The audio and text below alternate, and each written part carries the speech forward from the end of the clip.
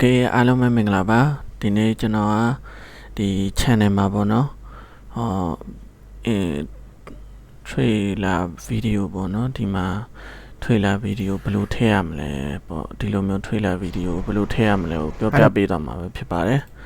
ဒါဆိုရင်ကျွန်တော်တို့ကဒီမှာဆိုရင်ဒီ add ကိုနှိပ်ပါမယ်ဒီ channel မှာဆိုရင်ကျွန်တော်ဒီဟာကိုထားတာပေါ့နော်ထားထားတဲ့ဟာကိုကျွန်တော်ဒီမှာပြန်ဖြတ်လိုက်မယ်ဖြတ်ပြီးတော့ဒီမှာဆိုရင်ကျွန်တော်ဒီ channel ကိုကျွန်တော်ရဲ့ channel ကိုပြန်သွားမယ်ပေါ့နော်သွားမယ်ဆိုရင်ကျွန်တော်ဒီမှာဒီဟာကိုထည့်ထားပေါ့ file free photo website ဆိုတော့ကျွန်တော်ထည့်ထားတယ်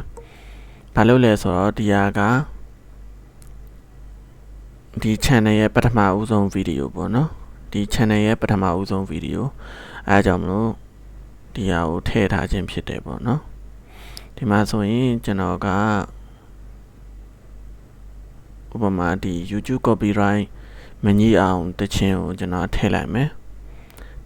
ဆိုရင်ဒီမှာ public လုပ်လိုက်မယ် public လုပ်လိုက်ပြီဆိုရင်ကျွန်တော်ဒီမှာထည့်ထားတဲ့ဟာလည်းပြောင်းသွားမှာပေါ့နော် refresh ပြန်လုပ်လိုက်တယ်ဆိုရင်အဲဒီမှာဒီနေရာမှာ YouTube copyright မငြိအောင်တခြင်းရှာနေဆိုတာဖြစ်သွားမယ်ပေါ့နော်ဒီနေရာမှာကျွန်တော်ခုနဟာကိုဒီနေရာမှာ chain video လုပ်လိုက်မယ် chain video မှာဒီ channel ရဲ့ပထမဦးဆုံး video ပေါ့နော်ဒီ 5 free photo website ဆိုတာကိုပြန်ပြောင်းလိုက်မယ်ပြီးရင် public ကိုပြန်နှိပ်လိုက်မယ်ဒါဆိုရင်ပြီးရင် refresh ပြန်လုပ်လိုက်မယ်ဒီမှာဆိုရင်လည်း refresh ပြန်လုပ်လိုက်မယ်ဒါဆိုရင်ဒီမှာ 5 free photo website ပေါ့နော်ဒီမှာဆိုလဲ refresh ပြန်လုပ်လိုက်ပြီဆိုရင်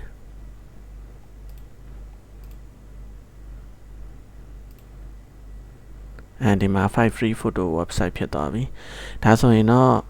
ဒီ channel ရဲ့ပထမဦးဆုံး